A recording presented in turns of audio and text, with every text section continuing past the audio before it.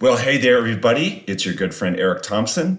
This is the Leading Edge Podcast. It's episode number 34, which is called The Paradox of Comfort. I will tell you in a little bit why I call it The Paradox of Comfort. Kind of an intriguing title, don't you think? But let's start with the fact that I looked up comfort in the dictionary. I actually went to my trusty dictionary.com and looked up comfort, and there were a couple definitions in there I thought were really good, really interesting. So the first one said, comfort is a state of physical ease and freedom from pain. And the second definition said, comfort is the easing of a person's feelings of distress. So it's the easing of a person's feelings of distress. And I got to tell you, when I read both of these, I immediately just thought about like painkillers, right? It made me think about maybe a person who's getting addicted to painkillers. They need some way to ease the pain, so they look for some external source to ease their pain. So it's a state of physical ease, freedom from pain. It's the easing of a person's feelings of distress. And that's where it kind of took my brain. I was thinking about painkillers and kind of looking for external sources to ease someone's pain. So didn't necessarily conjure up like a really healthy view of something when I read these definitions of comfort. And I think we're going to find that comfort is not that healthy as we really unpack comfort and take a really close look at it. All right. So let's look at comfort. All right. So let's take a closer look at comfort. Let's get clear on what comfort really is. And I think comfort is a few things. I think first, comfort, it's incredibly alluring. And I think comfort even approaches being seductive. All right. So comfort is both super alluring. It's also seductive. I looked up seductive in the dictionary on good old dictionary.com, and it took me to the definition of a seductress. So a seductress is an unscrupulous woman who exploits men. Man, we're getting pretty heavy here. We're getting pretty intense. So I think about, and it actually came up on dictionary.com. They gave the example of the old sirens of the sea. So remember learning about the sirens of the sea. So the sirens of the sea would seduce men and attract men, and they would trick them into crashing their ships onto the rocks, right? So that's the thing with comfort, is it becomes alluring and seductive, and it can lead to some pretty bad things, right? So what else about comfort? Well, comfort, the thing about comfort is it's really comfortable, right? So comfort, see, it feels really, really good. That's the alluring thing, of course, about comfort, is that it feels good. So it feels good to have, to be in a state of physical ease and to have freedom from pain and to have your feelings of distress go away. You know, all of those things feel really good. But you know what? The thing is about comfort, it is a trap. Comfort is a trap. So just like those sirens of the sea who tricked the sailors in those stories, they tricked the sailors into crashing their ships onto the rocks, comfort is a trap. So what does comfort look like? So what does comfort look like in real life? Like, how does it show up?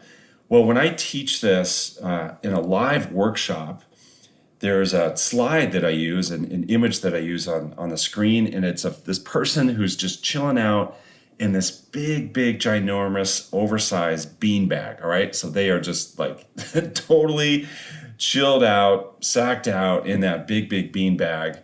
And I think they even have like a bag of chips or a bag of chocolates sitting on their lap, right? And they're just like in that beanbag, and there's no telling when they're going to be able to get out of that beanbag because they're so deep in it. So that's what comfort looks like in real life. So it's like this overindulgence into relaxation.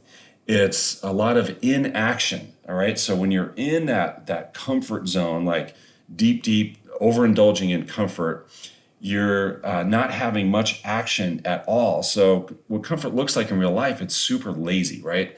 So when someone is overindulging in comfort, they have just become super lazy. So what are the problems with comfort? So when you're in that state, when you're in that metaphorical beanbag, with the bag of chips on your lap or the big box of chocolates or whatever it is. What are the problems with being in that state? Well, the problems with it is that you get out of shape, right? So you can imagine that person in that beanbag and overindulging in comfort and not having any action. Well, what that leads you to believe, what you're going to see going into the future, is that person's going to be super out of shape. So obviously they'll be out of shape with their body. If they're not moving their body, if they're just in that beanbag eating junk food, they're going to get their body out of shape. But you know what else gets out of shape? First of all, your brain, all right? Your brain gets out of shape because your brain is not being challenged. Your brain is not being exercised. Your brain is not being pushed, right? Not being stimulated. So your brain gets out of shape. And you know what else gets out of shape? And I would say this is even a bigger deal than your body and your brain. What the other thing that gets out of shape is your heart.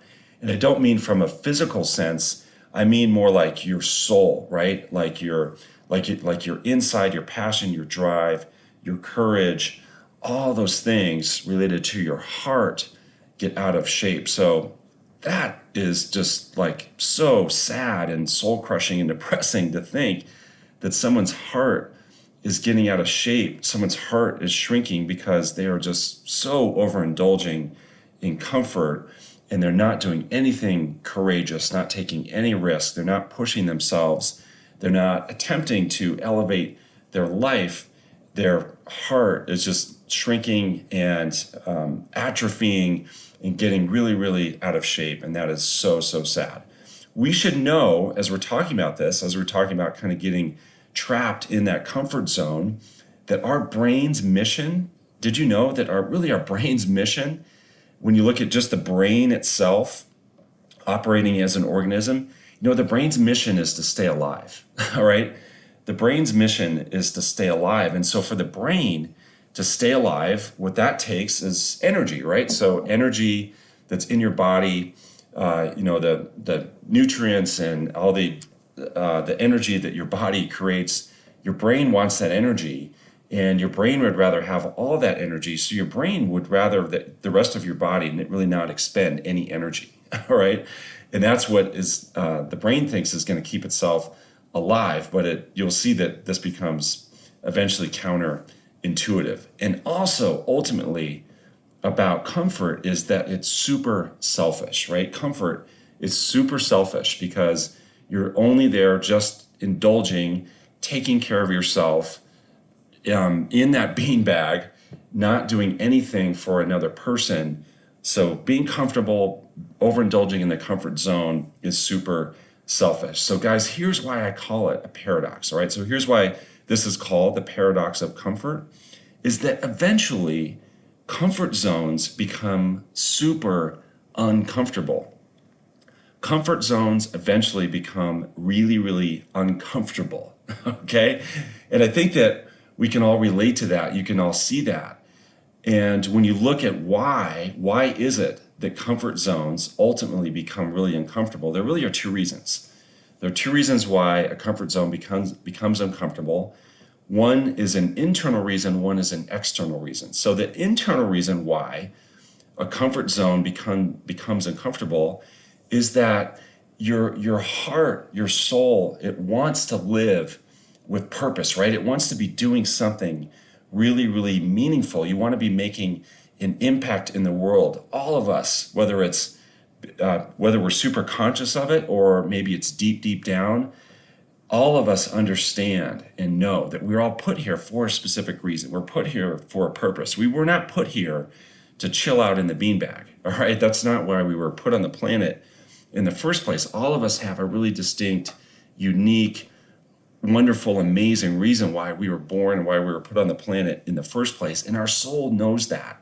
And so if all we're doing is chilling in the beanbag, our soul eventually starts to really, really crave that. And so that is part of the source of discomfort, is our soul craves a life of more purpose and more meaning and growth. And so that's why it becomes uncomfortable. The soul eventually says, hey, let's get on with it, all right? This is kind of boring.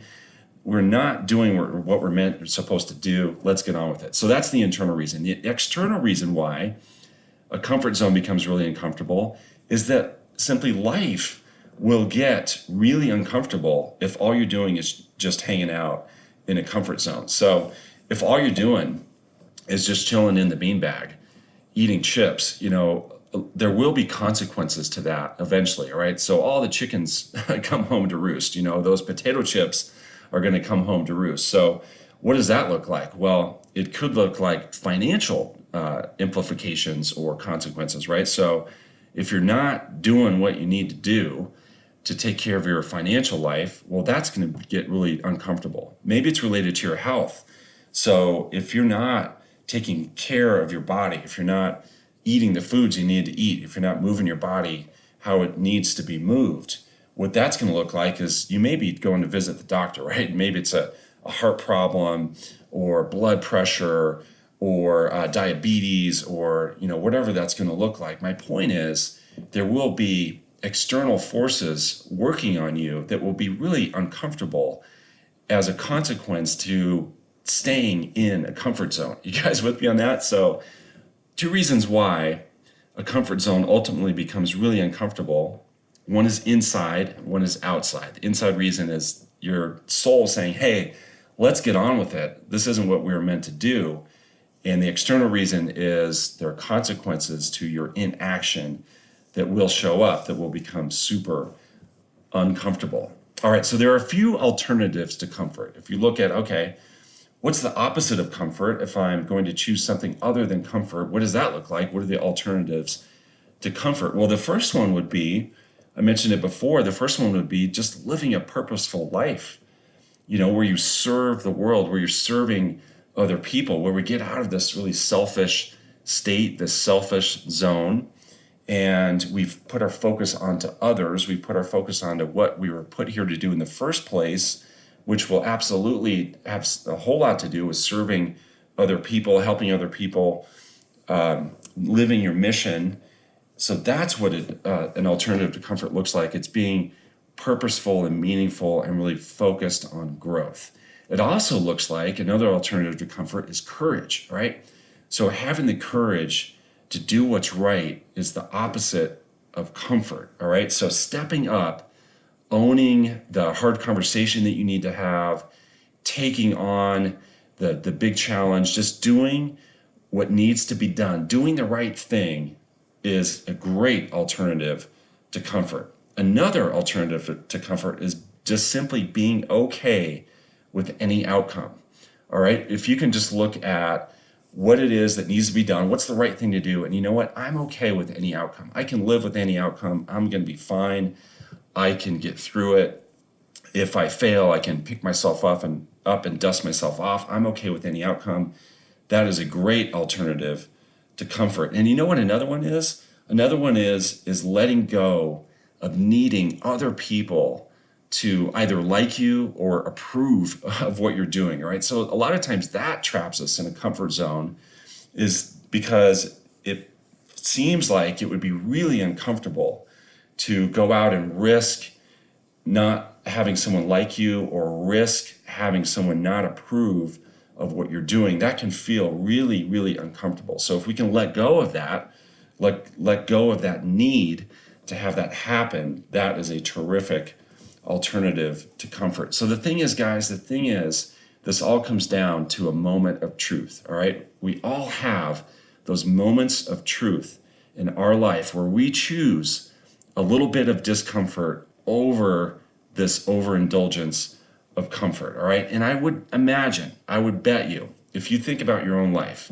and the big moments of growth in your life, those inflection points where you were able to elevate and even vault yourself up to a whole new level, you were able to break through, you were able to transform, you were able to do something really, really great, really, really cool. I would bet you anything that those moments had nothing to do with comfort, right? I would bet you there wasn't any comfort in those situations. I would bet you that there was at least slight, if not a whole lot of discomfort that was going on in those big, magical, really important moments of your life. There was nothing to do with comfort in those moments. So for me, I think about Windermere. I think about what I'm doing now with Windermere Real Estate. When I left the group real estate, when my time at the group real estate came to an end, I was lucky in that I had a lot of choices. All right. I was blessed where I had some choices of what I could do next. I sat back and evaluated what I could do next. And you know what? I chose the least comfortable choice of all those. It was a great choice. I loved the choice. And it was the least comfortable of all of them because it involved the most risk. But you know what? As I've watched this unfold, it has absolutely created amazing rewards. And I know there's no way that these other choices would have created the benefits and the rewards, not just for me, but for other people that I've been able to create without stepping into that discomfort, without owning the risk and being okay with it, being okay with any outcome. Like really amazing, wonderful, magical things have happened because of that. All right. So again, it comes down to a moment of truth. It comes down to those moments where we are going to choose something over comfort. We're going to choose something over comfort. And then the last thing I want to finish with is it really begs the question, well, how do I do that? All right. So I know I need to break out. I know I'm stuck in the beanbag. I know it's time for me to choose something over comfort, but that feels really uncomfortable.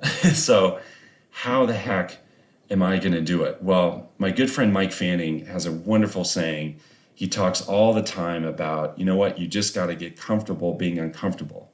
You got to get comfortable being uncomfortable. So that's first. You just got to be okay with that. You have to own it. You have to be okay with any outcome. You have to realize it's going to be uncomfortable, and you have to get comfortable with being uncomfortable. And the second part of this, and guys, this is a big, big deal, all right? This is a massive, massive deal. You must understand that the discomfort only lasts for a very short amount of time.